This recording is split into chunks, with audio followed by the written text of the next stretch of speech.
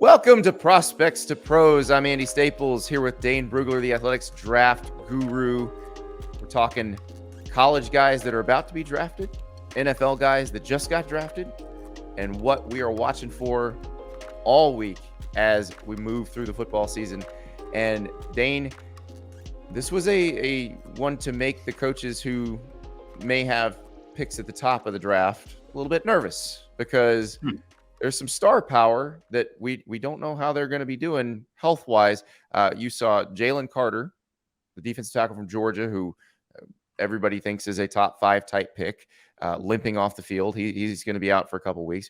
You also saw Bryce Young, the reigning Heisman Trophy winner, one of the guys vying for the QB1 spot in the draft. He came off. He gets hit along the sideline. You can tell he hurts his shoulder, but he stays in. The next pass he throws, he instantly grabs his shoulder, walks off, slams his helmet to the ground as he goes in the injury tent. He knew something was up.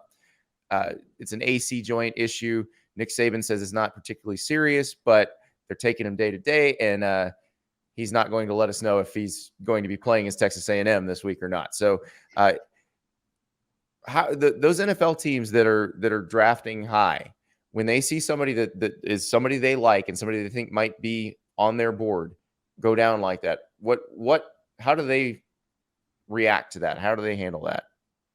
Well, and it's especially interesting with Bryce Young because, I mean, listen, there are quarterbacks that are 6'4", 230 pounds who are dealing with AC joint injuries. But when we're talking about Bryce Young, who the knock on him, it's going to be the size. It's going to be durability concerns. And so any injury is just going to mean a little bit more for Bryce Young, even though I wouldn't say that this type of injury is specific to his frame and his body type. Right. It's the way he went down, basically. When you brace your arm like that as you fall, you put your AC joint in danger. It happens. Right. And the good news is consider day to day. We'll see. Obviously, Alabama, they've got a big game coming up this weekend against Texas A&M, in Tuscaloosa. The way A&M's playing, I don't think they need Bryce Young to win that game. So I don't know that this is necessarily going to be a game where they feel like they need to rush Young back. Yeah. So it'll be interesting. And Bryce Young had his helmet in the second half of that game. It seemed like in an emergency situation, they could have put him back out there, but it wasn't that. Never got to that point, even though Arkansas tried to make a game of it in the second half. But yeah, it's with Bryce Young. Even in the first half of that game, he was so impressive. I mean, watching the tape, there was another play earlier in that game where Drew Sanders from Arkansas, the Alabama transfer, was right in his face and pressure.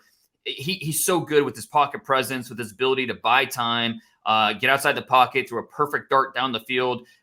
His receiver, Ja'Cory Brooks, dropped it. I mean, that shows up over and over. We talked about it in the Texas game. But Bryce Young, even though the numbers won't be as impressive this year as they were last year, he's still doing this amazing stuff out there. So, but it goes back to the size and the durability questions. That's something that if teams have a similar grade with Bryce Young and Will Levis, CJ Stroud, the lack of size, the fact that he's an outlier in that respect, and then maybe an injury like this, it could end up maybe moving the needle for some of these teams. Yeah, and probably you default to the bigger guy if everything feels equal. But it's strange to me because watching Bryce Young and watching Will Levis, and obviously they have different talent around them. But if you said pick one of those two to win you a game right now, I'm picking Bryce Young. Like there's no quarterback in college football who is cooler, for lack of a better term, in the pocket, no matter what is happening around him. And I think that's one of those things. I was watching Levis against Ole Miss, and they got a lot of pressure on him. And his footwork when he's under pressure, it can get a little janky. And like you never worry about that with Bryce Young. He is always operating at maximum capacity, no matter what is happening around him. So hopefully he gets well soon. Hopefully he can play. And I think you're right. It sounded like they could have put him in against Arkansas, but Jalen Milroe had come in and they'd scored 35 points with Jalen Milroe in the game. Anybody looking for the next Jalen Hurts, by the way, yet another really fast, big quarterback from Texas playing for Alabama, Jalen Milroe. So keep your eyes on him as we go down the line. He is not draft eligible yet. And real quick on Will Levis, who had that a really tough game against Ole Miss where you saw some good things. There are also some 2 fumbles that were key parts of that game that kept Kentucky from the comeback. But you also on that game, I think you saw a lot of promising things. Why there will be some teams that have Will Levis higher on the draft board than Bryce Young. It's going to happen. And with his toughness, his durability, his ability to take these hits, but then just keep on going. And the biggest thing with Will Levis is being able to see things quickly. The defense pre and post snap, and then the trigger, just get the ball out and it hits your man. And he did the one touchdown he had to the tight end down in the red zone, towards the red zone. It was exactly what he needed to do, because if he takes a half tick longer, the linebacker or safety is breaking that play up. So, credit to him for making progress, but he's still – now the question will be, okay, if you wanted a quarterback right now to go win you a game, 100% I agree, it's Bryce Young. If we're talking 3 years from now, who's that guy going to be? And there's going to be some teams that say, we'll take the upside of Will Levis and what he could be, as opposed to what we think we already know Bryce Young is. So it's going to be an interesting discussion that goes throughout the year. Some teams are going to be betting on a guy that maybe, perhaps, possibly could be Josh Allen, or the guy that you brought his name up before I could. No, and that's and look, this isn't a recent thing, a Josh Allen thing. Blake Bortles went 3rd overall because teams chased it worked out for Josh Allen, and I feel like that's going to empower more people to think it can happen. When if you look at the history of it, Josh Allen's the outlier. Yes, it's the hit rate is very low on those types of guys that still need a lot of development. Look, quarterback is a very inexact science. Okay, we can talk over and over and over again about certain metrics and this and that. It's not a science. It never will be. Part of that is college football is a very different sport than the NFL. It's just there's so many factors that go into this that none of these guys are easy to project. Even a CJ Stroud. These guys are tough, and so it's something that I imagine we'll be talking about almost every show here until the end. Yeah, and this is what people want. They're looking for that next Josh Allen, because look at what Josh Allen does for an offense. And Will is that kind of athlete. He's a big jumbo athlete, and he's actually more accurate than Josh was that last year at Wyoming. In a tougher conference, exactly. We can talk all about quarterback wins and whether or not it's a stat. You know what? It doesn't matter what anybody, if we think if quarterback wins is a stat, if anybody listening, if they believe quarterback wins is a stat, do you know who does? A lot of NFL teams. So quarterback's record in college, it's relevant because NFL teams think it's relevant. So we look at Will Levis, since he became a starter in the SEC, 18 starts, 14-4. That will matter quite a bit to NFL teams as they look over the resumes. Well, and the thing is, I think all of these quarterbacks that we're talking about at the very top of the draft, the CJ Stroud, Will Levis, Bryce Young, they're guys that when NFL teams get them in and interview them, they will like them more. They will not find reasons to not like them because of that. And that's not always the case. Sometimes, there are guys that, Josh Rosen, the jury was kind of out on him, and you see how that went.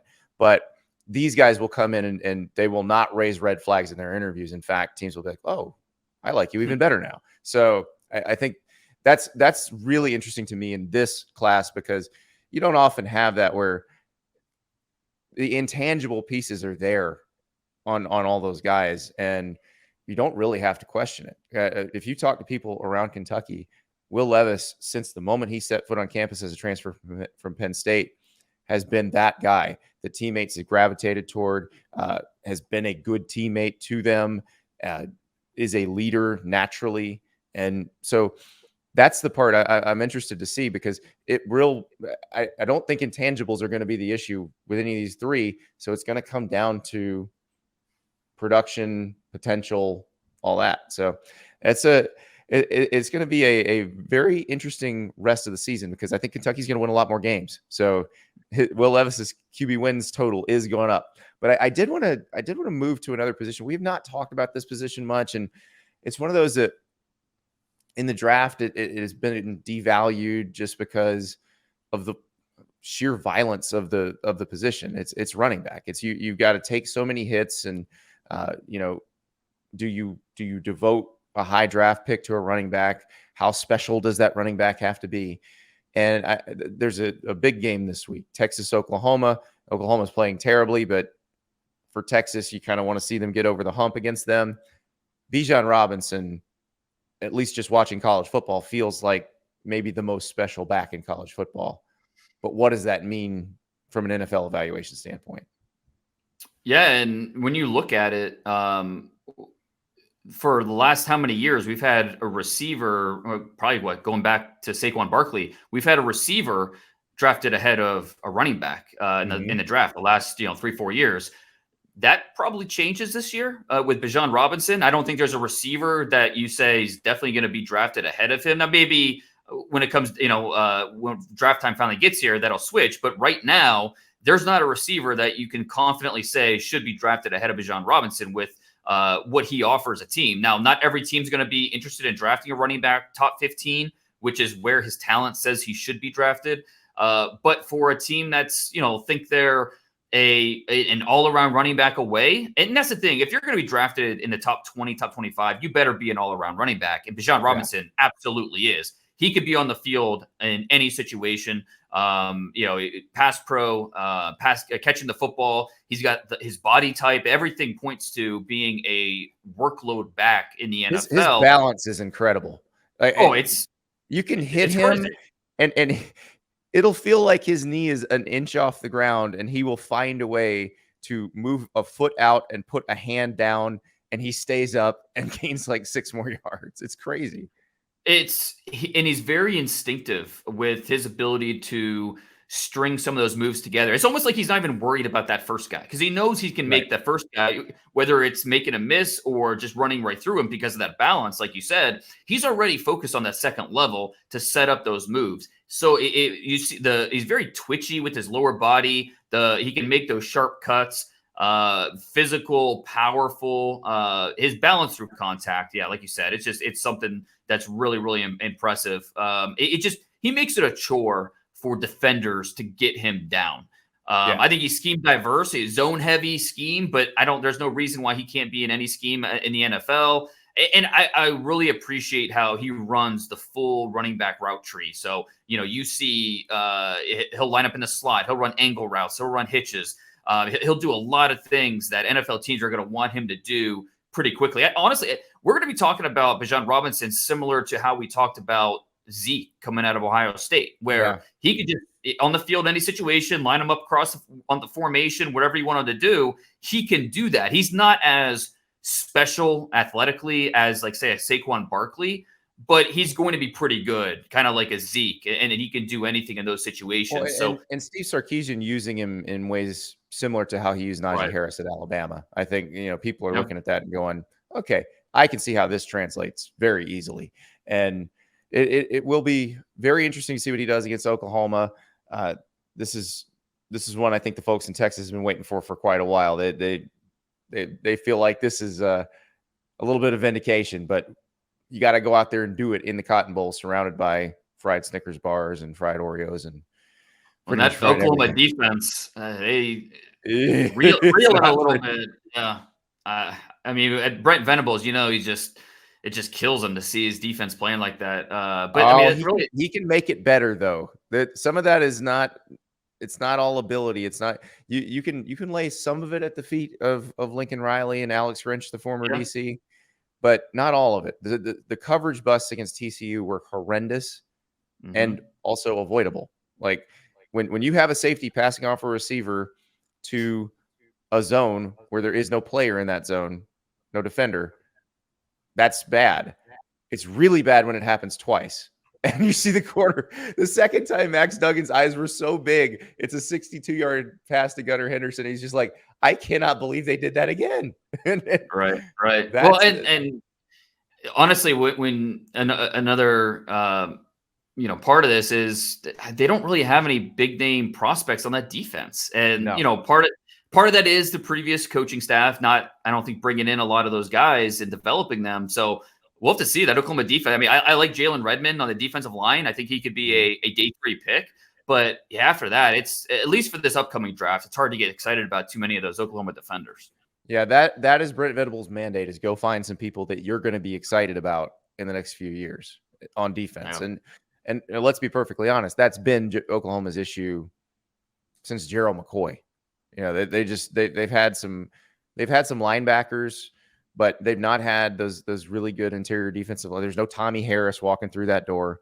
So that's what they need to do. And I said I'm dating myself saying Tommy Harris, like that was a long time ago.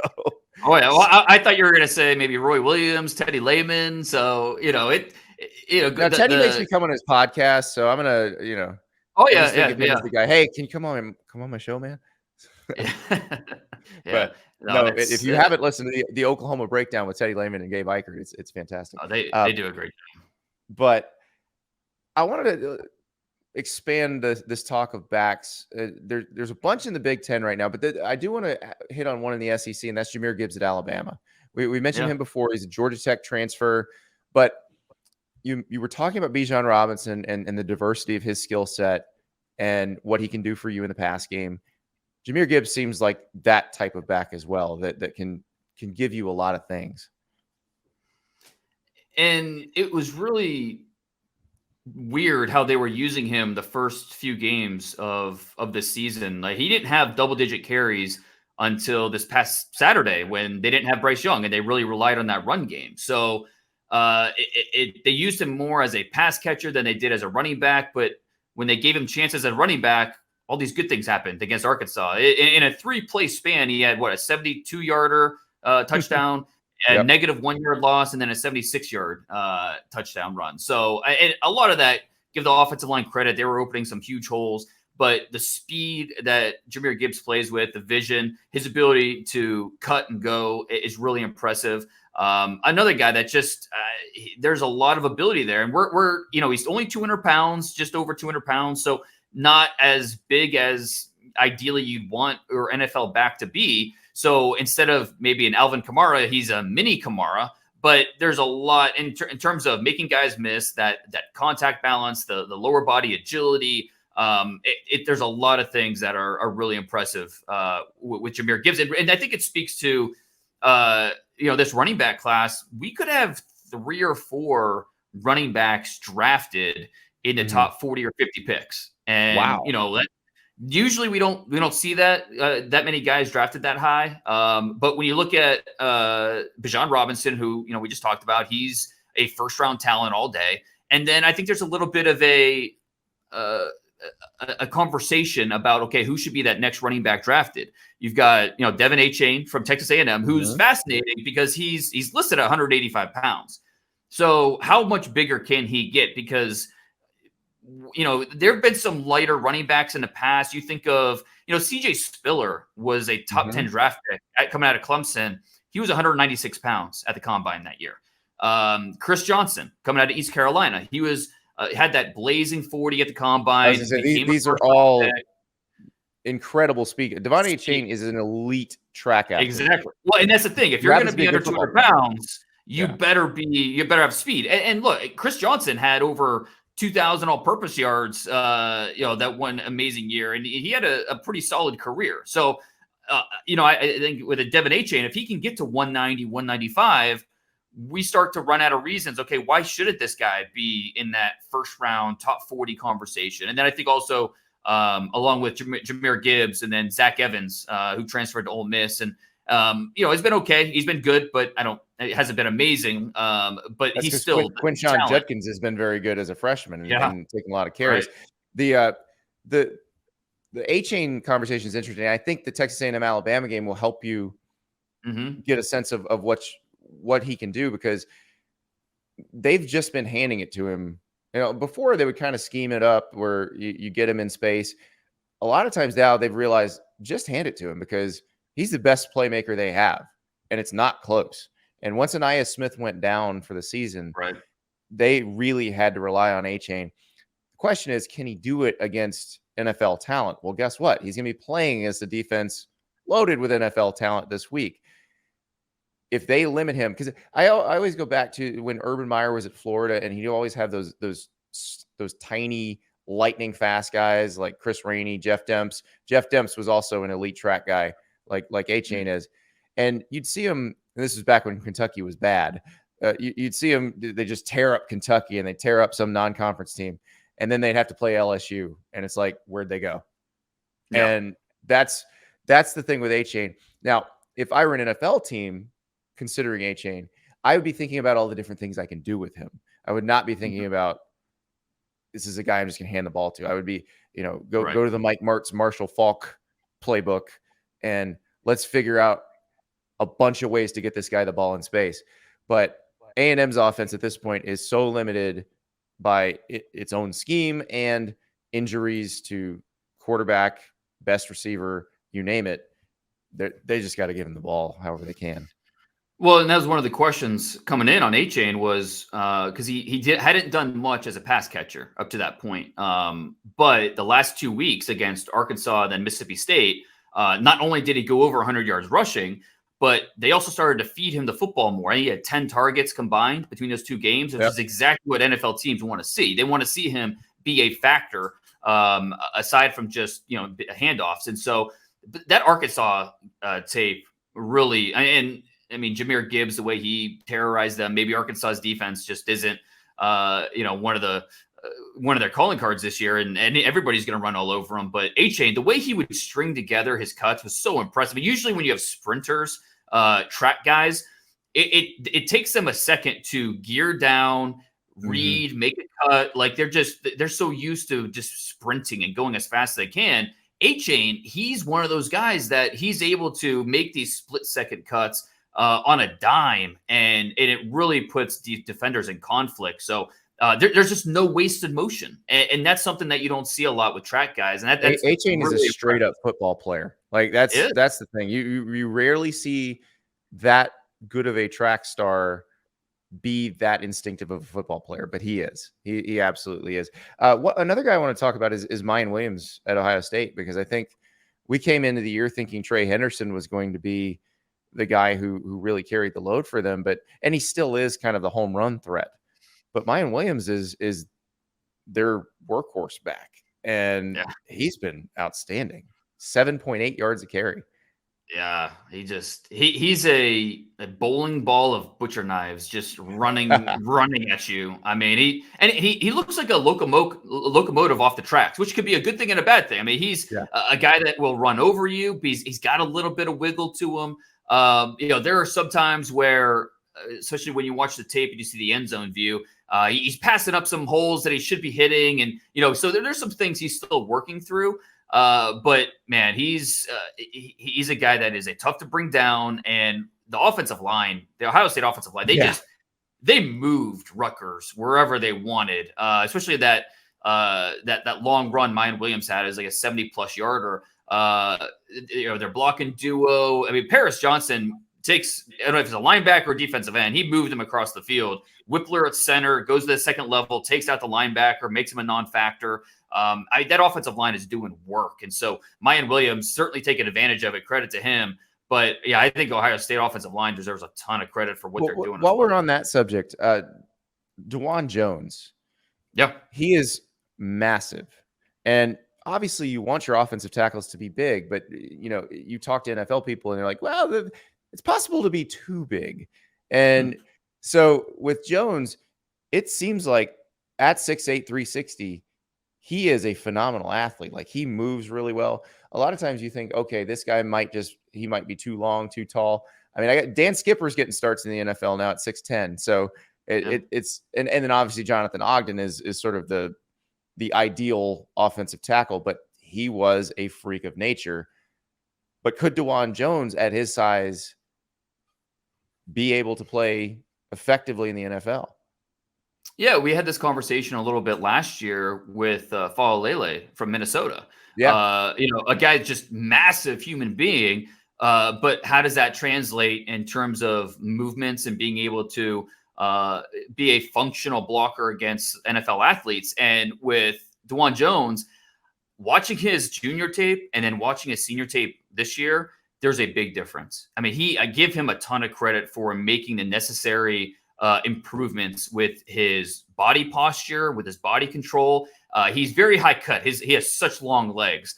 His official measurements, 6'8.5", 370 pounds. The arm length is 36 1/8, which is bizarre. Hand size, 11 5/8, which is the biggest hands maybe we've ever seen. And then his wingspan is almost 90 inches, which is crazy, just absolutely crazy.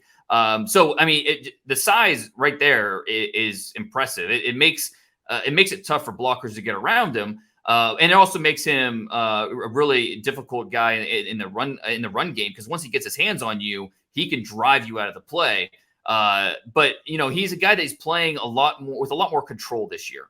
He's never going to be a guy that covers a ton of ground with his athleticism, but because he's so wide and he's got this wide base, he can cover a lot of ground. And so he's playing with a lot more control this season than he did last year, which is a great thing to see from him. And he's moving his way up. We were talking about him as maybe a mid-round guy before the season. Now, I mean, he's putting himself squarely in that day 2 range. Let's flip to the other side of the ball at Ohio State, because that was their Achilles heel last year. They defensively just struggled. Now that defense under Jim Knowles, the new coordinator, who, by the way, coached Malcolm Rodriguez at Oklahoma State last year, they have really turned things around. And it looks like some of these players are showing up as the kind of prospects maybe we thought they'd be in recruiting. Zach Harrison is one for me. It's the old Arrested Development line. There's always money in the banana stand. Like, Ohio State always has some sort of 6'6", 265-pound edge guy. They're just they find them where no one else can get them. They get them all, but they don't always play like Chase Young. They don't always show up. But sometimes they just look great. Zach Harrison looks like that, and now he's playing like that.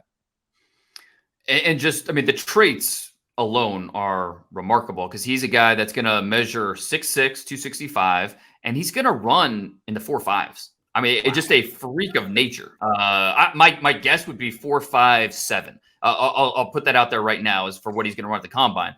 We'll make a bet where I have to eat some sort of weird thing if that's what we do on my show. So, okay. Well, and if you're going to be in Indianapolis, maybe we go to St. Elmo's and maybe I just have to shoot a cup of St. Elmo horseradish cocktail sauce. There you go. Exactly. Well, while I'm enjoying my cowboy ribeye. But yeah, Zach Harrison, look, this guy is a freak of nature. And no, you don't always see it on the field, but the game against Rutgers, I think, was a great example. They're playing him a lot more inside as more of like a 3 technique, where he's just bullying those guys. He doesn't necessarily need a runway because he's so long, he's so high cut, that it almost looks a little awkward at times as he tries to run the arc and get around the tackle. Move him inside, let him use that length that he has, that natural power, and he can create movement. He can beat guys up. And we saw that on the Rutgers tape where he finished with 2 tackles. So maybe he's not a guy you heard a lot on the broadcast, but he forced a fumble, which if his arms aren't 35 3/4 inch long, if they're just 34 inches, he's not making that forced fumble because he's so long, he can get his hands in there.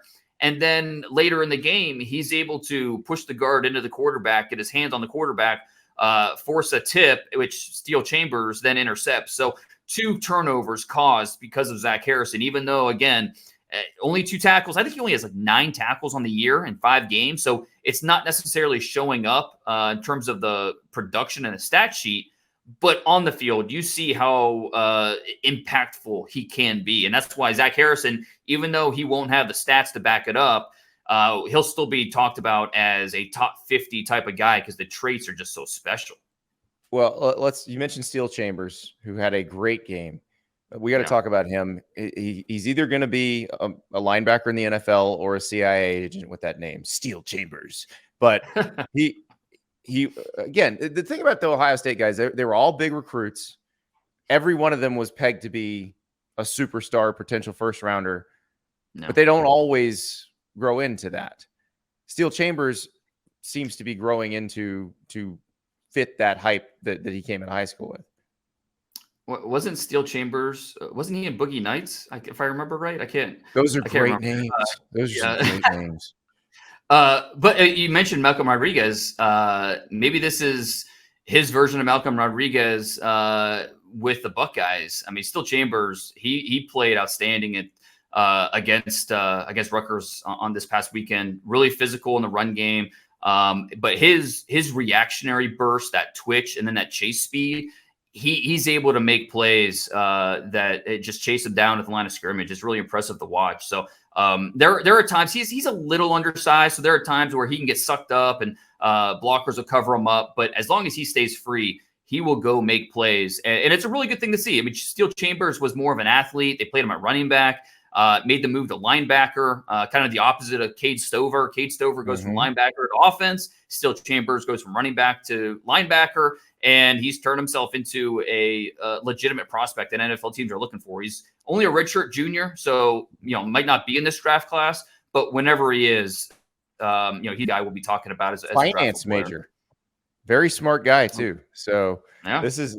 He's one that'll be fun to watch as he goes forward, because he is coming into his own now. And you're right. He was rated as an athlete as a recruit, which means we don't know where he's going to play. We just know he's good at stuff. And that it took him a little while to figure out what they wanted to do with him. So this has been a lot of fun, but we need to talk about the guys that just got drafted. To do that, Dane, we're going to bring on our friend Nick Baumgardner, because the quarter of the way all rookie team is out on the Athletic, and we got to talk about these guys. So we will be right back with Nick Baumgardner. We are joined now by Nick Baumgardner, one of the foremost experts on everything Michigan. I'm holding up my hand here. The mitten. Do you want to point where you are? In the pocket of the thumb a little bit. You have to, I don't know, you have to flip it. My hand. That's true. You have to flip it. Yeah. Right. You do know how West Virginia does that, right? No. Have you seen how West Virginia is shaped? I mean, I know how it's shaped. You just shoot the bird, and then you can point to where you are. Oh, okay. Right. Shoot the bird, stick your thumb out, and you can point to where you are. Perfect. Yes. So we are talking the quarter season all rookie team, and I tell you what, there's some names on here that when the draft happened, I'm like, these names will definitely be on here. I did not expect to see Bailey Zappe's name on here, Dane. Well, I mean, the quarterbacks, we weren't sure we were going to have anybody to put in the all rookie team. We just haven't seen these guys. Desmond Ridder hasn't had many chances to get out there. Malik Willis, Kenny Pickett finally got out there, but right. I don't know if his performance was exactly worthy, right? But Bailey Zappe, hey, he threw a touchdown pass. He at least helped the Patriots take the Packers to overtime in that game. So, I mean, who had Bailey Zappe as throwing the first touchdown pass among this rookie class? He didn't cost them the game, which I think at the end of the day was kind of like, that's how I looked at it. It was like you threw him into a horrible situation. He didn't, and Matt Patricia's the offensive coordinator, right? and he didn't cost you the game. So that's not also bad. It was a classic Key and Peele East-West Bowl matchup, because you could just imagine, Aaron Rodgers, Cal, he actually was on the East-West Bowl. That's right. And then Bailey Zappe, Western Kentucky. It's perfect. And Houston Baptist mixed in. And Houston Baptist, let's not forget. So, but let's talk about some of these folks that we probably expected. The offensive line, it really looks like the teams that drafted offensive linemen in the first round kind of knew what they were doing. Tyler Linderbaum, Kenyon Green, Zion Johnson, Tyler Smith. It looks like they evaluated quite well. I think the one thing that stands out is Smith. Dane, I don't know if you would agree, but I mean, a lot of people pointed to him out of camp. Tyler Smith is, looked like they were going to play him at guard. And then, of course, they had the injury situation. They moved him out to tackle. And it's been a little up and down, I guess, but it's also been pretty good and better than I think a lot of people thought it would be. Linderbaum and Kenyon, I think, both had injuries that they shook off, and they've been a little up and down too. But they're hanging in and playing. But Smith, I think, is maybe the most impressive one that I thought of the whole thing. The other guy, Spencer Burford, whatever. I always forgot how to say his name. Would be the other one that maybe could have a mention there. No, I agree 100%. I mean, that's there were 5 offensive tackles drafted in the first round, and several top 10. You know, the Evan Neal and Ikem Ekwonu, Charles Cross, and those guys have been. I think Ekwonu's playing a lot better since his debut against Myles Garrett. That was a disaster. Right. These guys will get better throughout the season, but of those 5 offensive tackles drafted in the first round, you would point to, I think everyone would have pointed to Tyler Smith as maybe, okay, this is going to be the biggest adjustment period required. They drafted him to be the starting left guard, the left tackle in waiting, like you said, and then Tyron goes down, maybe for the final time. There's a good chance we never see Tyron Smith in the NFL again, but the way Tyler Smith has stepped up has really been impressive. You look back at Tulsa, he had 12 holding penalties last year alone. He's only had 1 accepted holding penalty in 4 games. You see the play strength, you see the movements, and that raw play style that we saw at Tulsa. It's really been accelerated, that development. So he's definitely been one of the biggest surprises. I did not expect him to be on this list a quarter way into the season. Well, Nick, I imagine this guy, because of his Hard Knocks fame, is not a surprise to people. But I mean, Malcolm Rodriguez out of Oklahoma State, the linebacker for the Lions. How much of a revelation has he been in Detroit? I think for some people he has been, and for others he hasn't. Because he was a guy that I know Dane liked him too there in the 6th. He was one of our favorite 6th-round picks, or day 3 picks really, of any team.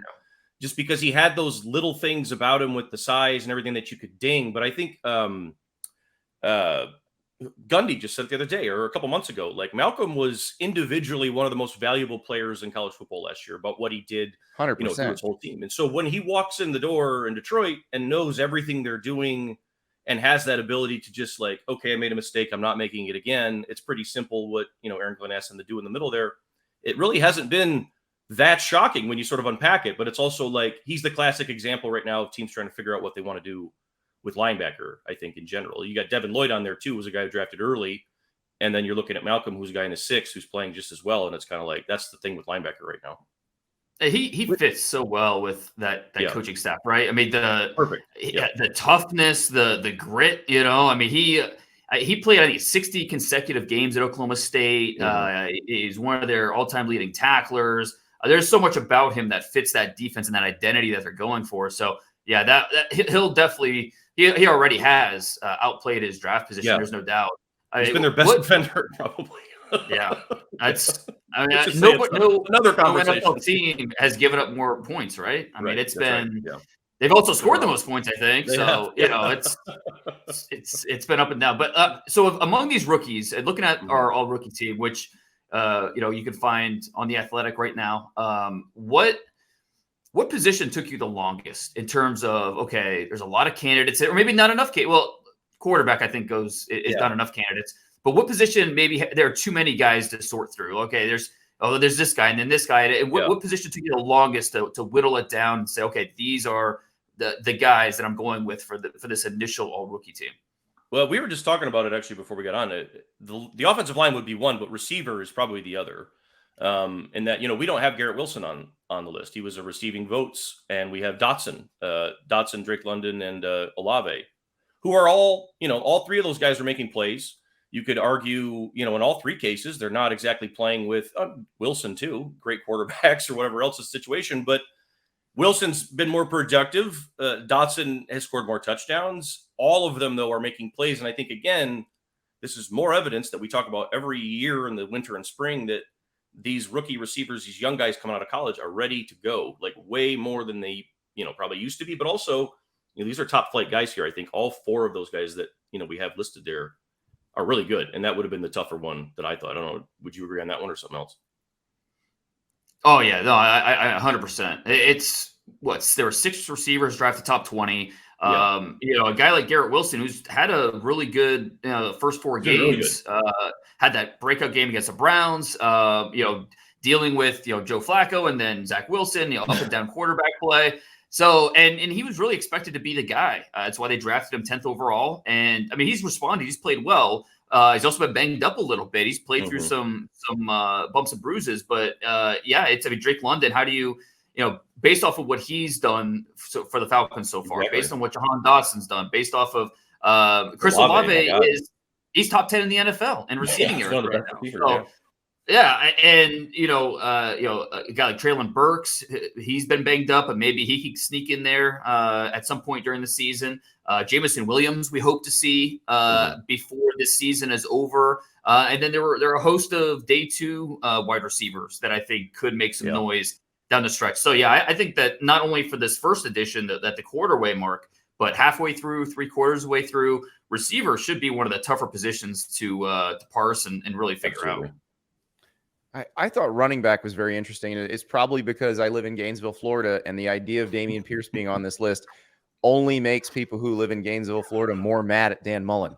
But I did want to ask Dane about this because Dameon Pierce, he was sort of a cause célèbre among the fans at Florida because they felt like he didn't get enough carries, that he was great. And how do NFL evaluators handle that? Because I would imagine it probably throws up a red flag when you see somebody who like Dameon Pierce has that run against Florida State where his helmet pops off. He finishes a run anyway. He's not supposed to do that, but that's kind of who he is. And you go, oh, this guy has, when he gets the ball, it looks great, but what's the problem? Like, why are they not giving him the ball? And sometimes it's just the coaching staff doesn't give him the ball. That's it. I learned. I was taught this when I started, in this business. But never assume just because someone has a certain title that they know what they're doing. Just because they're head coach in the SEC, that doesn't mean they know what they're doing. And Dameon Pierce, he actually he led the team in carries, even though he had one start last year. So even though he didn't officially start the game, he wasn't the first running back on the field. They actually, throughout the course of a game, they gave him more carries because they realized in game that, hey, this guy is our best chance with our offense. But it seems like to start, they were like, no, let's give the other guy a shot. So, no, Dameon Pierce, he was my running back 6, and he went to a perfect situation. And let's be honest, when it comes to running backs, it's all about where you go. It's all about opportunity. Yeah. And he goes to the Texans where they had an opportunity there. Kudos to Pierce, who was able to secure the job. And it was a little up and down the first 3 weeks, but this past Sunday, he had that long 70-plus yard run. But he's played well, and he's very reliable. Exactly. That's pass pro, catching the ball, ball security. Like he's not a big play creator. I think of the last 2 years, he had over 200 carries at Florida. Only 2 carries were over 25 yards. So not a guy that has a lot of these big plays. But at the same time, he's very reliable. And so I think teams really clued in on that, and it helped him get drafted a lot higher than maybe his resume said he should have. The efficiency, he's so efficient. Like those, and that's what happens, Andy. I think sometimes when we watch those dudes in college get lost, it's like if you're just efficient and that's it, well, maybe you're not shiny enough, right? And I guess that you fall through the cracks. But like, he's in an offense now with Pep Hamilton and everything else that's like, it's perfect. I mean, they're not going to ask him to do things he can't do, and he's really efficient. And that's not, it doesn't have to be harder sometimes than that. Exactly. So I'm curious how often this happens, because it should happen every year where the guys drafted number 1 and number 2 wind up on this list, but it doesn't always happen. But this year it feels like maybe the 2 biggest no-brainers were the guys drafted at number 1 and number 2. That's Travon Walker with the Jags and Aiden Hutchinson with the Lions. So I'm just curious how rare is this that we're seeing the 2 guys 1 and 2 in the draft being basically everything those teams wanted out of them. Well, I mean, I think Travon Walker, you look at the Jags and their success on defense, it all starts with that defensive line. And Travon Walker has been a big part of that, right? And Nick, I'll be interested. I mean, you're so clued in on both Michigan and the Lions. So I'm interested with Aiden Hutchinson. He had that 1 3-sack game. The other games, I think, have been a little more up and down. What do you think it's really interesting. Through 4 games, has he really been – I don't know that he's necessarily been the guy that – he hasn't, right? Like it's right. Yeah, he hasn't been everything. And I think Trayvon's the same way. I think, and this spoke to sort of the evaluation that, Dane had and everybody sort of landed on with these guys before the draft, which was like, there's going to be a curve with their pass rush. There's going to be an adjustment and all that. But at the end of the day, they're rookies and they play with great effort. And Hutchinson, from an effort standpoint and from an all that, has been what they want. However, most of his pressures, and he has been, I think, the most productive guy amongst the rookie edges in terms of pressures. I don't think Karlaftis has a sack yet, although he's close to up there. But he's been inconsistent. He's worn out some. His pressures have mostly been inside against guards and inside a tackle. He hasn't won outside. He struggled with length at times. I think there's adjustments that he has to make, but I don't think I would say he's playing bad. I don't think I'd say he's playing poorly. And I don't think Trayvon, same thing with him. I mean, he's certainly not either. It's just life in the NFL right now. I think for a rookie at that spot is hard.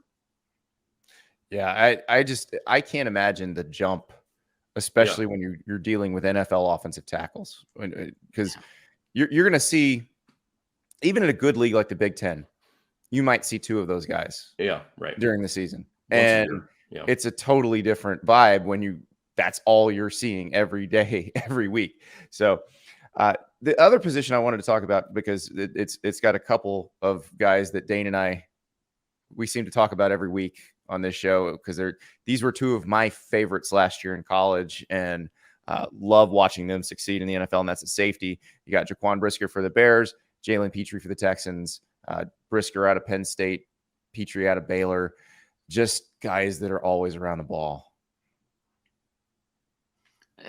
I think with Brisker, he's a guy that went maybe a little bit later than we thought. I thought he could have gone easily in the top 40, and he slipped a little bit more towards pick 50. But he's been a guy that I think you just think of a Bears safety. That's Jaquan Brisker, and so that makes a lot of sense. And with Petrie, a guy that is so versatile. And we talked about him a lot in the lead up to the draft, and then after the draft. What he's been for that Texans defense has been really important. So, I mean, was there even a question for you, Nick, with these safeties? Was it just those two guys and then everybody else, or I think Hamilton. I think Kyle Hamilton. All they ask him to do, and it's been, I'm up and down like all these guys are going to be as a rookie. But I think all they ask Hamilton to do, and what he's been able to sort of, I guess, adjust to as he kind of goes forward here. I would say he was in our other receiving boats, but really Brisker and Petrie were the dudes. And Brisker has been the guy, I think, that we've looked at the most and said, like, that was a really good pick. Probably the best pick the Bears made. Maybe the only so far. I don't know. Pretty good. Kyler Gordon, I think, has been he was, I think, a little overdraft. Never made sense to me why he was talked about in first round conversation, top 25. And so far he's not played well. Now maybe he'll be able to turn that around. We'll see. Give me one guy that did not make this, maybe even a guy that didn't receive votes for this quarter mark that you think will show up either halfway through, 3/4 way through. Give me a rookie that we didn't talk about yet that you think is going to have maybe a better second half than first half. One guy that he did receive votes, but I think he probably maybe should have been on the team was Dylan Parham with Vegas Raiders center, who I believe is he playing guard or center? He's playing. I don't know what he's playing right now, but he has been. It's center, right? He's been inside. He's been good. He's steady. He came off the bench. I don't think he started the season. I think they've had injuries, all that sort of thing. I haven't watched a ton of his, but the few things I have seen, I haven't watched every game yet, but he's been solid, and he was really good in college. And I think he's a guy that the more time he gets, the better that could look in time. Well, I will tell you, the Michael Clemens and DeMarvin Leal being on the others receiving votes on the D line, explaining a lot about what I'm writing about on in the college space right now, Texas A&M and some of their struggles. That's those guys maybe weren't as productive in college as they could have been, and now you're seeing them play very well in the NFL. Yeah, and they couldn't play quarterback either, so that also hurt. That's exactly right. Have you guys talked about Jimbo's $86 million buyout yet, or once or twice? It's been a little, here and there, and maybe an entire show yesterday. Yeah.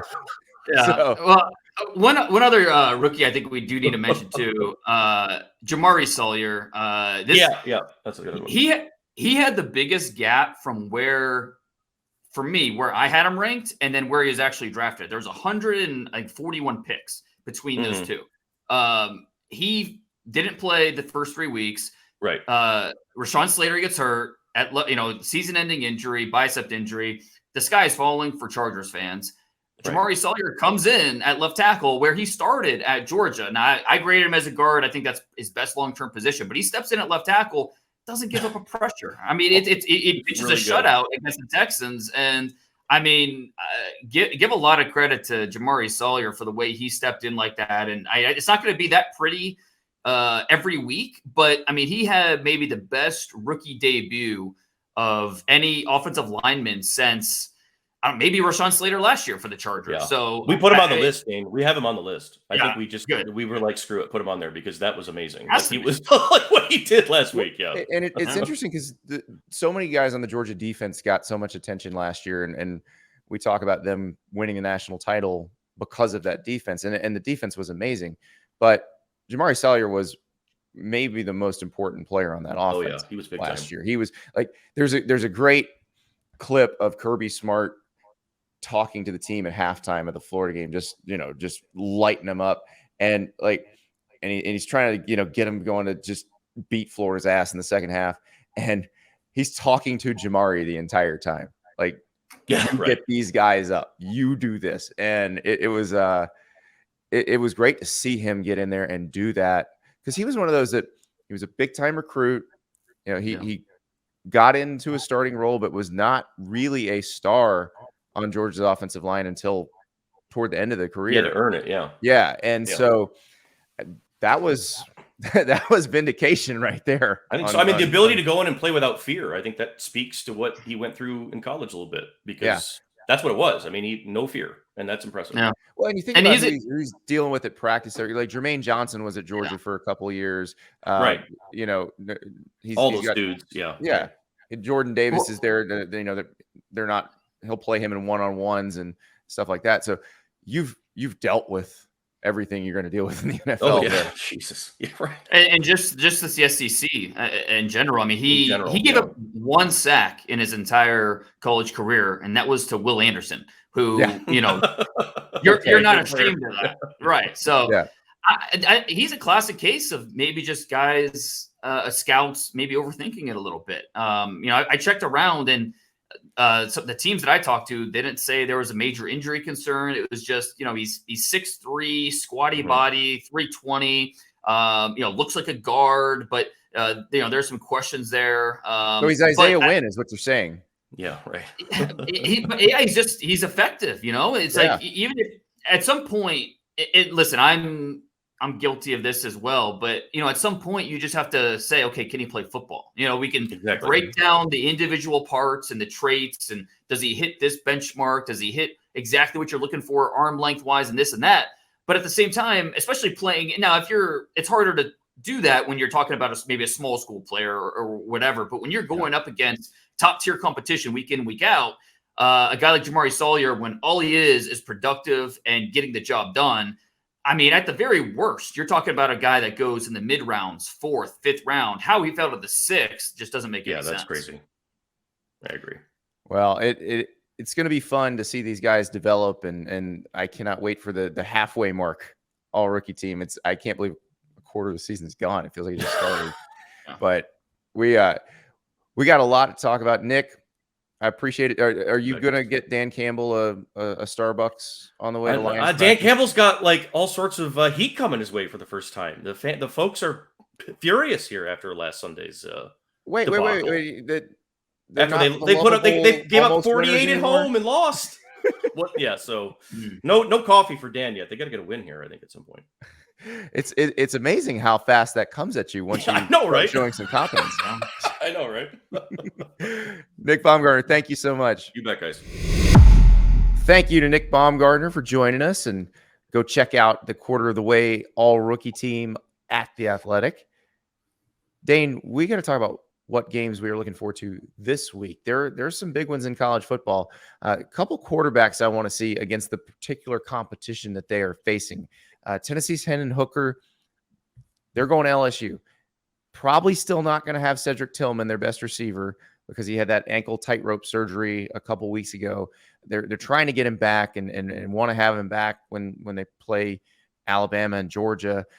Don't think they're going to have him back this week, but Hendon Hooker can make a lot of hay here against an LSU defense that just terrorized Mississippi State's Will Rogers a couple weeks ago. If Hendon Hooker can stand up to that pass rush and deliver the ball to Brew McCoy and his other receivers, I think it'll go a long way to help him.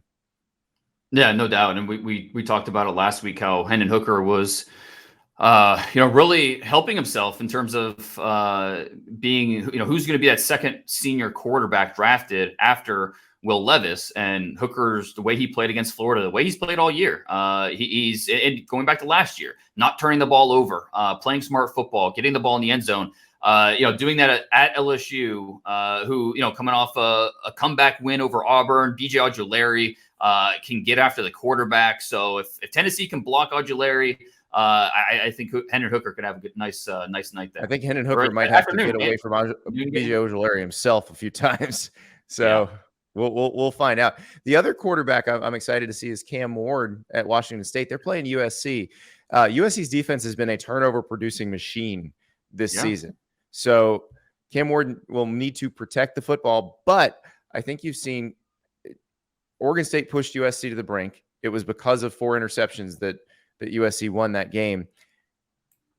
Protect the ball, and some of these Pac-12 teams can beat USC. And so we'll see what happens when Cam Ward gets a shot at that defense. Yeah, and Cam Ward's a guy that I think there's definitely a buzz with what he could be as a prospect. He's still turning the ball over way too much. I think he's already has like 7 interceptions this year. And like you mentioned, that USC defense likes to, if you're going to give them opportunities, they're going to make you pay for it. So this will be a good test for him taking that next step. All right. So there was a matchup in the Big Ten that you were interested in, because there's a running back putting up massive numbers, and now he's got to face a defense that just does not let you run at all. Yeah. I mean, you look at Chase Brown. Interesting story is he's from Canada. He started at Western Michigan, then he transfers to Illinois to be with his twin brother. And this is, his final year. He's a fifth-year senior, and he's leading all of college football in rushing. And so, like you said, it's one thing to do it against Wisconsin, okay, but what can he do going up against this Iowa defense that they really pride themselves on stopping the run? Jack Campbell right there in the middle. It'll be a really good test for Chase Brown, who has turned himself into a late round pick, PFA, into, hey, moving him up. There's a lot of things to like about him as a runner. Yeah, a lot of volume from him. I know they played a week 0 game, but he's already got 120 carries, so he has been a workhorse for them. But that one's going to be good, because the Iowa defense feels like a good litmus test. Like, you got to see Blake Corum against them last week, and I thought Blake did all right, but the Iowa defense did kind of buckle up after that first drive where they got a little pushed around, and so excited about that. This is going to be a fun week of college football, Dane. A lot of eating for me. I am bringing so Ari Wasserman, my co-host on the Andy Staples Show, he's not covered an on-campus big SEC football game. And so we circled the Alabama-Texas A&M game early this year, and it was because of the Nick Saban-Jimbo Fisher feud. We figured, we've got this whole WWE-style thing going on. Nobody's talking about that right now because Bryce Young's hurt and A&M's offense stinks. And so the A&M people are just like, just tell us when the buyout's $85 million. Just please make it work. And so that's all anybody's talking about. But we're introducing Ari to the culture of the SEC. So he got to hang out with a Texas A&M Yell leader, which you can listen to that on my show. I took him to Republic Steakhouse in College Station. You can see on my Twitter feed the comparison of our steaks. It looks like my steak is his steak's daddy. What do you get, a filet? He got a filet, and I got a 30-ounce ribeye. Oh, bone in? No, it was bone out. I was a little surprised by that, but it was that heavy with no bone. Oh my goodness. No bone. And at 4 a.m, I was meat sweating and regretting just a little bit, just a tiny bit, not a ton. You ate it all in one sitting? Oh yeah. What sides? I had a couple fries. We had a cherry bourbon bacon appetizer. I had that, and then I had a couple bites of this peanut butter chocolate cake for dessert. Not the whole thing, just a couple bites. What a champ. Yeah, it's not good.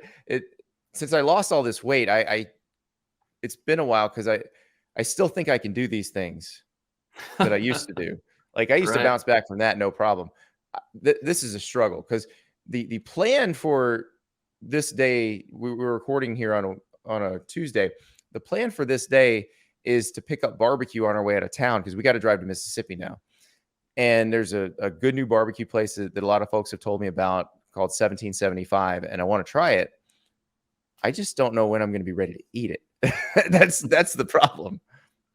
Right. No, it kind of sounds like my 5-year-old asking me to go on the trampoline with her. Yeah, things that you used to be able to do, not quite as easy these days. But I mean, look, it's good that you're introducing them to all these different foods because it's living in Texas for 10 years, like I did.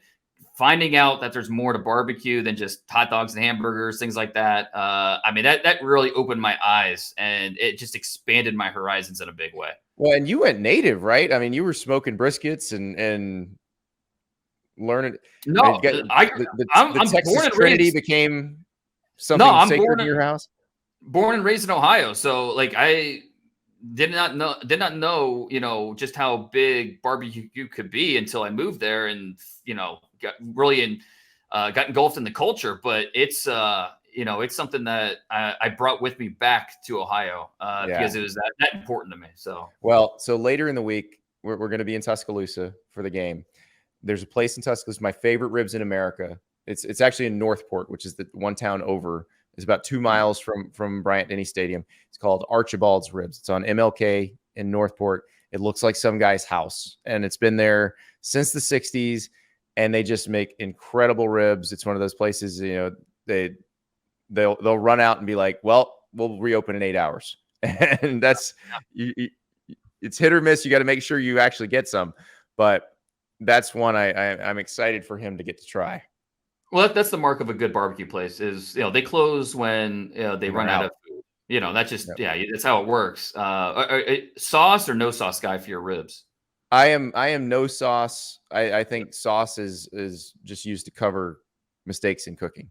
So exactly. That's exactly now, right. if you want to do the glaze, like if you want to do a candy coated glaze where you sauce them during the cook and you want that candy crust, I'm okay with that.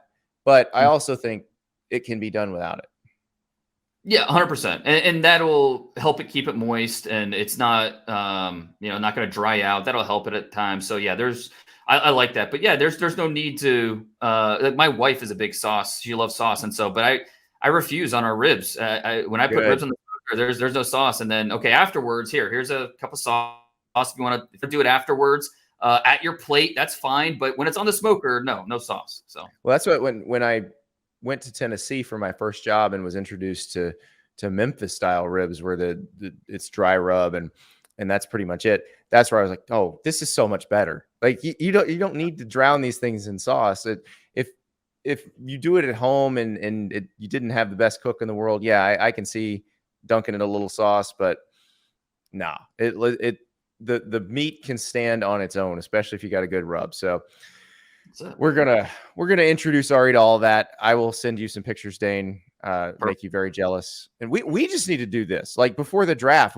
Why don't we dip into the Robert Mays budget? There we go. I know it exists. There's a Robert Mays slush fund. Yeah. Pro day road trip where we just hit up all these pro days and pro day tour that is ostensibly about you and I going to pro days, but really we go to barbecue places. Yeah, done. I love it. All right.